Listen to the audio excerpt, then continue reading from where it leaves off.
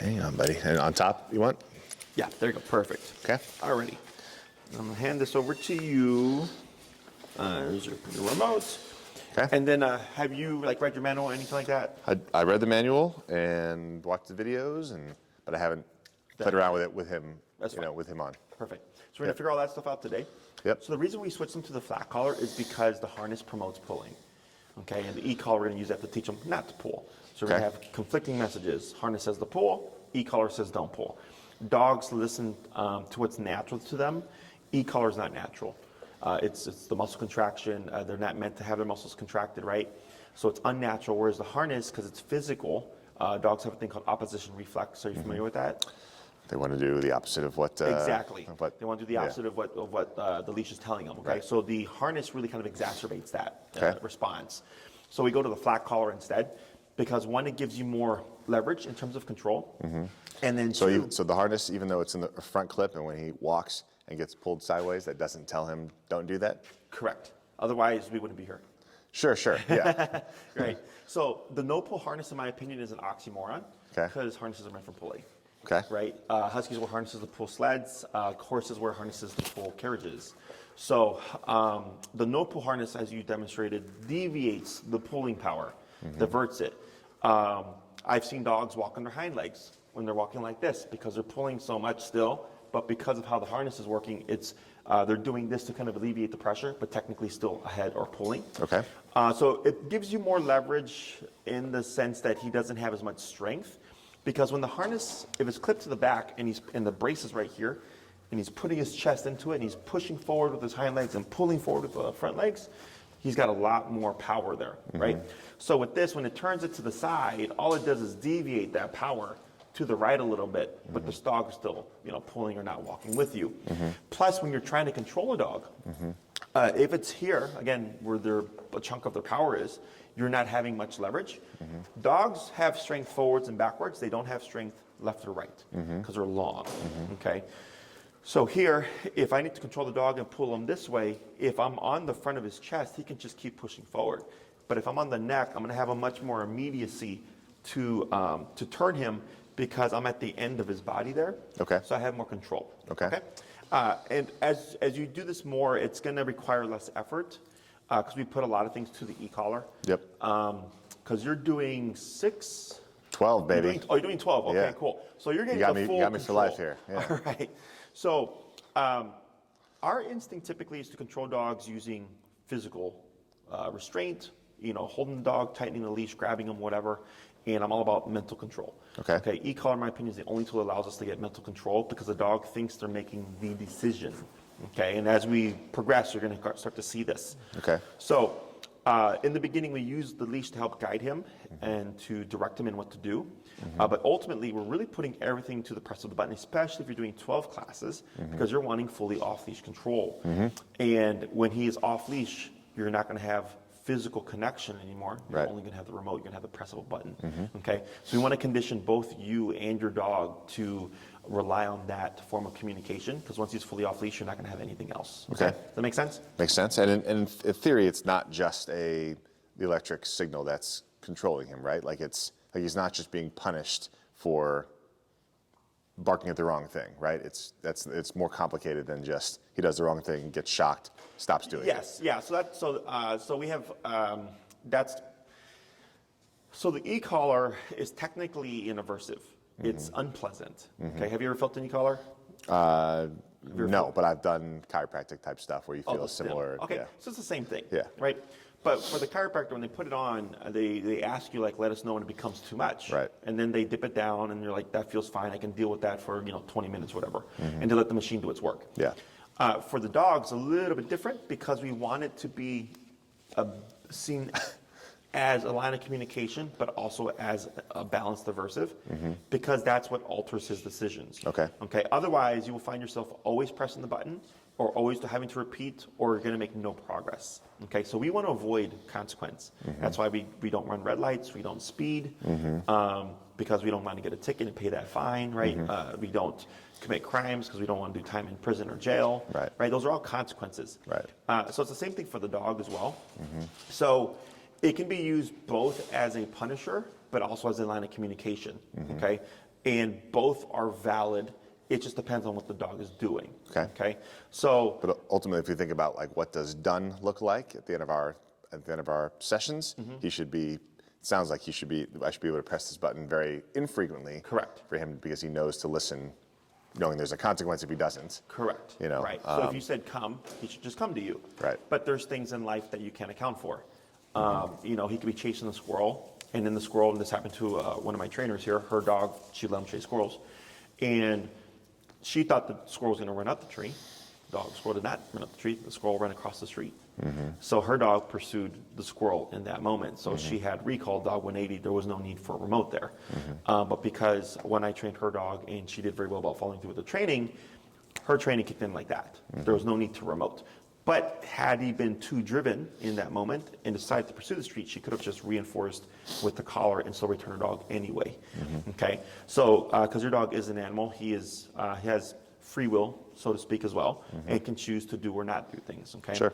But consequence, in my opinion, is the greatest motivator because no one likes negative experiences. Of course. So yes, but at the end of the training, if you've done and followed through and done a great job about all that stuff, it's there just in case. Okay, an off-leash dog comes up, somebody blows up a firework and it spooks him and he's running away. That's not about obedience anymore. That's about your dog being scared about a big loud bang that they don't know what's going on. And that's where the collar may need to kick in because you have to override the situation. But for your average day-to-day stuff, heel, come when he's playing, you know, don't move over at the restaurant type stuff. Like if you've done it correct, it should be very infrequent. Okay? At the end of the day, my last theoretical question, at least for now. So at the end of the day, are we suppressing his desire to do these things by the threat of the e-collar? Is that right? Or, you know, like is he fearful that he'll get, you know, shocked if he doesn't listen, essentially? Okay, so I don't really call it or is it the wrong way to think fear. about it? Yeah. I look at it as caution. So are you scared of going past the red light? No. But you're cautious of it because you know there might be a red light camera. Yeah. I'd assume, right? Yeah. That's how I look at it. Okay. Because it's how you layer in the collar. So people tend to think if I say sit 3 times and my dog doesn't do it, I'm going to hit them with the collar. Yeah. That's actually punishment-based training. Okay. Okay? Because it's sit, sit, sit, sit. Oh, you didn't do it? Punisher. Right? Okay. Now what I do is actually the opposite way. Anytime I give a command, if the dog doesn't respond like this, e-collar kicks in. Okay. Okay, so there's no way to avoid it unless he moves fast enough. Okay. Okay, so as opposed to waiting for the dog to make the mistake and repeat myself several times and then punish them, I go, I'm going to say sit, and this is going to happen every single time, but if I say sit and you put that butt down really fast, nothing happens. So now the dog learns, oh, well, I can beat the punch because if I sit fast enough, if I return fast enough, if dad says heel and I just run to his leg, I just beat the punch. Yeah. Now it becomes a motivator because the dog wants to act faster than the collar. Yeah. But if you repeat, and then layer in the collar, that's actually where it's considered more punishment-based. Got it. So even though we're technically doing the same thing, we're using e-collar, it's how you apply the e-collar that changes how the dog perceives it. And what we're going to cover today, which is the heel, is the reason why the heel is so important is because most people walk their dog 3 times a day, 7 days a week, right? Because you got to take your dog to go potty. So it allows you to practice e-collar 3 times a day, 7 days a week, so that your dog doesn't perceive it as a punisher. Your dog perceives it as a line of communication. Now, in the beginning, because this is an aversive, and it's an aversive your dog is not familiar with, you may see nervousness, fear, or anxiety because of this unknown stressor, okay? But that's, again, why the heel is important. Because then if you're every day practicing with them 3 times a day, he's going, oh, actually, this thing isn't so bad. Like, I know if I do this and if I don't do that, nothing happens. Oh, okay, and then you see the dog relax. So now the dog is familiar with what the game is. Okay. Does that make sense? Yeah. And I've seen all sorts of stuff throughout my 10 years of training. Nothing that I feel like I've seen everything that's under the sun. I'm sure. In regards to dog stuff. Yeah. But yeah, if we see anything today, it's part of the process. You want to push through it. And you also want to think that, like, this is the only tool that can get you or regain you control in an emergency situation. Okay? So like, let's say we work with them today and your dog becomes very stressed and apprehensive and doesn't want to move or like tries to shut down. Our instinct typically is to stop. But now what does your dog learn? And if he resists, he doesn't have, he'll get off Exactly. scot-free. He doesn't have to do it. There are other options. Yeah. And it sounds mean, but there is no other option but compliance, because you want to think emergency situation. So if he's running away from that firework and he's scared, which I understand, and he's taking off and he's running towards the street, and you've never made him comply through stress, good luck returning your dog. Does that make sense? Yeah. And I've had this happen to a number of clients throughout the years. Firework thing is like the most common one. But they were able to return their dog because we work them through stress. Okay, just like with the human. You know, it's like having a fire escape plan and hoping there's never a fire, is how I think of it, you know? Because obviously if the fire happens, you're not gonna be perfect, Right. you're gonna be panicked, but at least you're like, okay, I have a structure and I know what my plan is. Okay. Okay? Sure. So, And do you need any background on him, by the way, and just on where he's at, or it doesn't matter? no matter. Doesn't even matter. Yeah. Okay. So what we're going to do here is I'm going to help you find the working level that I spoke about in the video. So we have the connection, perception, and working. Connection meaning you get the twitch, which tells you, okay, I got connection. But if he's staring at a dog playing and you see this happening and he's unfazed by it, we got connection, obviously, but he does not care, right? So then we keep going up higher. Maybe we hit 30, and then you see the twitch, and then you see him kind of look around, but then he goes back to looking at the dogs again. Twitch again, he looks around, back to looking at the dogs again, right? So that's perception. I know I'm getting his attention, but not very concerning. Working number is going to be the twitch and like a whoa. And you're going to see a bigger reaction and more like, what was that? Okay. And that working number is going to change depending on what's going on in the environment. If it's a very busy environment, your number may be higher. Very quiet environment, your number may be lower. Okay. So go ahead and bring him in. And you're going to shorten your leash, grabbing by that kind of black little buckle right there. Perfect. Yep. This one? That's fine right there. Okay. And you're just going to stand still. Go ahead and pull out your remote. Okay. I believe I had it preset to like 17. Yep. And when I say tap, we're just going to stand still. You're going to hold the leash like so. When I say tap, you're going to press that black bumpy button on the side right there. Okay. And we're always, what was the difference between pager? I didn't understand the difference Pager is a between pager vibration, and much like your cell phone. Yeah. The bumpy button is the neck stimulator. yeah. When it comes to vibration, in my opinion, has no bearing on training. Yeah. Because people like to warn their dogs with the vibration. It's like a warning, yeah. If you warn your dog, you may kill your dog. Okay, because you want to think. Remember, if your dog is running towards the street. Oh, you mean in that kind of, yeah. Yes. We Sure. don't do warnings. We just do. We don't do warnings. We just follow through. Yeah. Okay. Because if he knows it's come vibration stim, you now create a delay. Yeah. So if he's running towards the street and I call him and he's thinking, well, I have a warning still, and he keeps going, well, now you've created a delay. Now your dog's in the street. Okay. So it's an exaggeration, so to speak, but it's also a very real thing that has happened to people.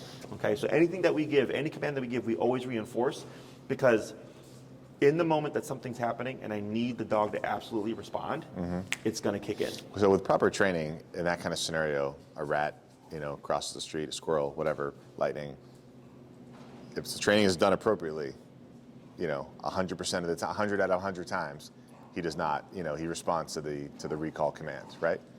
Yes. Or does he say, I know it hurts, but I want the squirrel that badly, Right. know? So there are exceptions. Yeah. Right. I'm going to say 99 out of 100. Yeah. Let's say I have a 150-pound dog, and it's a lightning strike, spooks the dog, dog takes off, and I jack that up, max it out. That dog's size and the stress of the situation, plus they're moving, so the collar's kind of bouncing. Potential that it's not going to kick in. Right. But with all the training that's been done, Yeah. the theory is the dog's going to return. Sure. Okay. So there is always room for, I don't want to say error, but like, where the dog may not. Makes sense. But that's where all this is. Because if 100 out of 100 times you're always reinforcing and making them do it, Yeah. there never is that, okay, what about that one time? Yeah. Does that make sense? Yeah. Because we tend to want to give the dog the opportunity to avoid the pressure, and I use every opportunity to apply the pressure. Sure. And that's why my dogs are so reliable, because they're like, I know it's going to happen, so I might as well just do it. Yeah. Okay? Cool. And I'm going to train you as well so that you learn how to think in an emergency situation too, because people also don't think about that kind of stuff. Yeah, I mean, ultimately, I always think of what does done look like. I mean, at the end of this, I should be able to walk him fully off leash in Lincoln Park with all the distractions, right? And him be fully compliant, right? Yes. I mean, that's the goal. If you do a great job with the follow through, because I can only give you the information. Okay, so if you don't, You're training follow not just through- him, you're training me, right? Yes, Or the mostly dog training. is typically the easy part. Okay. So go ahead Okay. and shorten your leash one more time. Okay. Like that. And we're going to just stand right there. And when I say tap, you're going to press on that bumpy button on the side. Okay. Okay. And I'll just tap it. Yes, sir. Okay. Just one time. Tap. tap, tap. Okay, so we probably already have perception. Yeah. Right? Maybe. I don't know. You think so? Yes. He went to sleep. Because when you tapped him, he moved his neck. Let's Okay. go ahead and we're going to bump it. We're going to go to 20. If you land 21 or so, that's fine. Some people Remind dial me. it Oh, yeah, up that's here. right. Yeah, so clockwise goes up. 20, you said? Yep. Okay. And tap. Wait a second. Tap. Tap. Wait a second. Let's go 23. Yeah, he didn't like that at all. Do you see how he's looking around and stuff? He's trying to Oh. figure out like what's going on. Oh, he responded to that one for sure. Yeah. So we're gonna wait a second, kind of let him settle for. There we go. And tap, Tap. tap, tap. Let's go 28.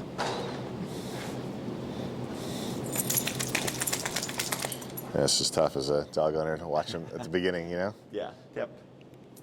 Wait a sec. There he goes. Right there. So you see how he came and sat right next to you? I'm gonna have you dip it down to 25. Okay. So here, at the 17, he kind of wiggled his head a little bit. Then we went to 20, and he kind of like a little bit of a jump, right? Went to 28, and he went over here and then walked over to you and sat down. That was a really big response to that one tap. It garnered all of that. How does he know why would he connect? I'm gonna go sit down by Adam. Because since he knows you, you're like a form of security. Okay. Does that make sense? Interesting. So here, because he's on a leash, when he feels that, he's like, okay, I don't know what to do here, but I'm gonna just go to what I know. That would be Dad. Okay. Does that make sense? Yep. Come here, buddy. So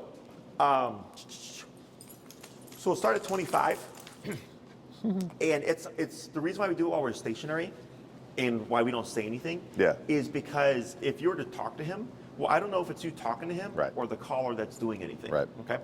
So I'm going to demonstrate 3 things to you for the healing exercise, and I'm going to coach you through it. Okay. So during the healing exercise, there's 3 key instructions I'm going to give you: turn, tap, and I train traditionally on the left. Does that work for you?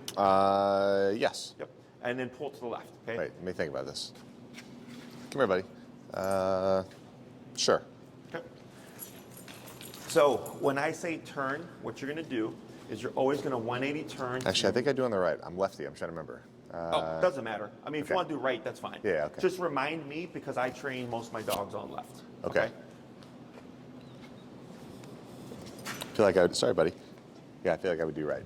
You'll do right? If it's okay, yeah. So if you're going to do right, every time I say turn, you're going to 180 turn to the left like this, okay?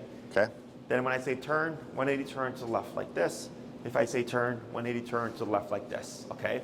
What we don't want to do is stop, turn, and then go. And we don't want to do a wide turn like this. Okay. Okay, always a sharp 180 like this. Okay. So you're pretty much staying within a line. Let me ask you a question. Are we permanently training him to heel on one side? Correct. Okay. If I hold the leash, I always hold the leash in my left hand, just from a strategy standpoint. So that mean he should be on the right, or does it matter in terms of like form of where the leash is? If you're walking, I usually hold it here and then hold it like just like this. you would end up switching. You would hold the leash in your right hand. If he's going to be on your right side. If he's going to be on your left side, you'd hold the leash left hand. So it should be. So it should be on my left because I'm going to keep. Leash is going to be on my. I'm going to always hold the leash in the left. In See the what? right. You're going to hold the leash in the side that he's on. Okay, so it would be left. So you want to do left? Yeah, because I want to hold the leash on the left. So if you want him on the left, you tell me what the better side is based on that. I'm always going to hold the leash on the left. So if heel is left, if I'm holding left, then let's do that. Okay. So, yeah, and that's why you always want to keep him at your side. Yeah. Okay. So, and that dog's social. He just didn't like that he was approaching the fence because he's becoming territorial with the space. Okay. I'm learning. You're teaching. I'm here to learn. So, if whenever I tell you anything, just take it with good faith that I'm telling you something because it means something. I'm with you. Yeah. So, here, if we're going to do left, we're going to flip that exercise. Instead of doing a pivot to the left, you're going to do a pivot to the right. Okay. Okay, everything stays the same, so it's going to be a right pivot like this, pivot, go to the right like this, turn, go to the right like this. Okay. Then I'm going to add the word tap. Okay. So we're going to take turn and tap, and we're going to combine those things together. Okay. So when you turn, I'm going to say tap, tap, tap, and once he's at your side, good. He passes, turn, tap, tap, tap, back to your side, good. He passes, turn, tap, tap. Good. Okay? Okay. When I say tap, that's one press of the button. So if I say tap, tap, tap, that would be a rhythm. If I said tap, tap, tap, tap, tap, that would then be a rhythm. Okay? Okay. Last thing I'm going to say is pull to your left. Okay? So you have the leash in your left hand. He may flush to your right side. As you're walking, you're going to keep walking, pull to the left, and tap as I say tap to bring him from your right side over to your left side. Okay. Okay. Questions? When am I just doing turns at first? I'll be giving you the instructions. When he doesn't listen to me, what am I doing with him without just turning? Tapping. But you're going to say tap though. Correct. Yeah. I'm going to give you all I'm the not going instructions. to do it unless you say tap. Correct. I'm Okay, going to give got you it. all the instructions, okay? Okay. So then here, what we're going to do is on your leash, you're going to give slack, and I'll show you how to hold the leash. So what you're going to do is going to put him in a sitting position. Bowie, sit. There Good we go. boy.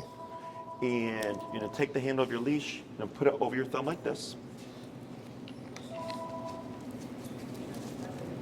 Yep, like that. You're going to take your leash and you're going to loop it over your pointer finger like that. You're going to bring it in the inside, and then you're going to just close your hand like that. And then going to bring them back to your side. And like the length you have right there looks to be perfect. Just put them in a sitting Bowie, position. sit. Very good. Good boy. And you're going to give that slack that you just took up right now, like that. Sorry. Okay. So here, what we want him to do is have enough slack to pass. This should hang about his armpit level. Okay. So you should see like a little bit of a loop, kind of like this to your dog. Okay. That makes sense? Yep. And it should hover around the armpit. It gives him enough slack to make mistakes, but not enough slack that it's going to get caught underneath his legs. Okay. Okay. Questions? Good for now. Okay. So go ahead and get your remote ready. You're Well, gonna I'll tell you. My question is, I have a bunch of different leashes. you're going to want to use Do you like me getting rid of this kind of leash? Yes, because that works against you. You just want a standard leash, like a flat nylon. Yep. You know, you don't need anything fancy. 6 foot is the standard. And then when we do One of the reasons for switching this is I think he's causing lower back issues for me, so I needed a little give for me personally. Sure. Now, if that's the case, That's part of the reason I'm training. yes. Yeah. So technically speaking, Because he pulls so much. we're not Yeah. going to have that problem anymore. Right. Okay, as long as you follow That's why the I'm- training. right. Now, 2, if that's the case, I don't mind you using that. If that's for back stuff, Yeah. it's perfectly fine.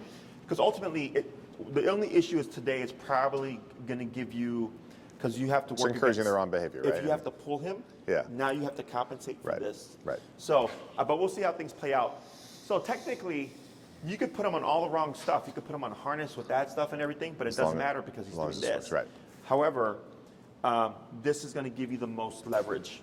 Okay, so if we're going to change anything or not change anything, you can keep this, but definitely put him on a flat collar. Okay. Okay, so Even before he's trained on this, flat collar's still better. yes, Okay. Okay. He's an escape artist too. He gets out of these, so that's you what. want to make sure that they're fitted correctly. Just super If- tight, If, yeah. he's getting out of it, that means it's too loose. Yeah. And you don't want to use a snap buckle, which is the claspy one. You want to use a flat buckle, like the one I have here. Yeah. Okay. Okay. Because those the snap buckles tend to loosen over time. Got it. Okay. So going to relax, arms down, and going to make a turn to your right. To your Am I right? That's right. Yeah. Now go forward. Another right. There you go, like that. Perfect. Go ahead and move forward. Yep. Come here, bud. Over here. There you go. Yep. And just walk. Start walking? Yep. All right. Here, bud. Turn. Tap. Tap. Oh, wait, I wasn't ready to tap. Yep. Keep forward. Turn. Tap. Good. Turn. Tap. Tap. Tap. Good. Turn. Tap. Good. Go ahead and shorten your leash till where that knot is, that top knot. Exactly. Perfect. Right, here you are? go. Good. And then go ahead and clasp your fingers so you lock it correctly. Yes, like that. And then arms down and forward. Turn, tap. Good. Turn, tap, tap. Good. Keep forward, tap. Keep forward, tap, tap, tap. Good. Turn, tap. Keep forward. You got it. Good.